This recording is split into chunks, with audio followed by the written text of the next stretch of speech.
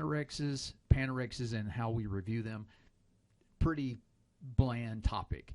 I just want to go over how I screen panorexes. See if you have a system. You can do your own checklist, compare it to mine, see if it's different, see if it's the same. If you don't have one, maybe you can just steal mine and use mine. Now, this x-ray that we're looking at here on the screen is my panorex. No HIPAA violation here. So having trained in trauma, in a level 1 trauma unit, I just got in the habit. One of the very first things I do is I screen the inferior border of the mandible first. I'm looking for fractures. I'm looking for displaced fractures or favorable fractures. Then I'll come along the superior border, see if there's any discrepancy along the superior border. And then, of course, this is not very clear, but I'll go through the coronoid notch up to the condyle, look at the condyle, look at the coronoid processes on either side, and make sure they're all intact and there's no issue. Then I'll jump on the maxilla, go along the maxilla, see what's going on along the cortical bone along the maxilla, make sure there's no cracks or crazed lines or fractures or displaced bones. After I do that, I come back and I'm looking sort of at the body of the mandible, and I just work my way down, and I'm looking for any pathology, any discrepancy in density of trabecular bone. And as you'll see on here on the bottom right, you see this area right here that's hyperdense. It's radiopaque, and then here it's a little bit more faint, but you can see this. Those are mandibular tori. So I have mandibular tori that I never had removed. They don't bother me, so I just have left them alone over the years. So you see these type of pathological entities, and you start evaluating, what they could be and get your differential. Then I go to the maxilla. I'm looking at the sinuses. Although this is limited view, I'm still looking to see if I see anything in either of the sinuses, into the nose. Do I see anything in the body of the maxilla at this point, which I do not.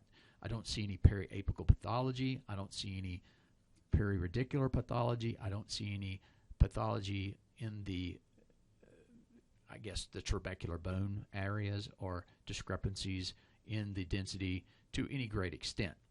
So after I do those things and everything's looking good, then I start looking at teeth. And I just go left to right. It's just kind of like reading a book for me. Left to right, looking at teeth individually, seeing if there's anything that just jumps out and screams problem at me, and then I'll come back on the right, and I'll start over here on the upper right, and I'll go back along the left-hand side and see what we got. It looks like I might have a little decay in number 11 there. Have to get that checked out. But anyway, that is just a real quick idea about how I screen a panorex. And you're looking at nerve canal. On the right-hand side of mine is pretty clear. On the left-hand side, it's not so clear. Obviously different than a CT scan and how you evaluate a CT scan, but you can get a lot of information here. No sequela from where I had my third molars removed, 40 years ago. So that is just a down and dirty on a quick screening of a panorex, how I do it. And I'm just curious how you do it. Do you have a system? Do you have a protocol? Do you have a pattern that you use? Do you go right to left? Do you go left to right? Do you go top to bottom? Do you go bottom to top? Do you look at teeth first and then the jaws? Do you look at the jaws first? Do you look at the sinuses?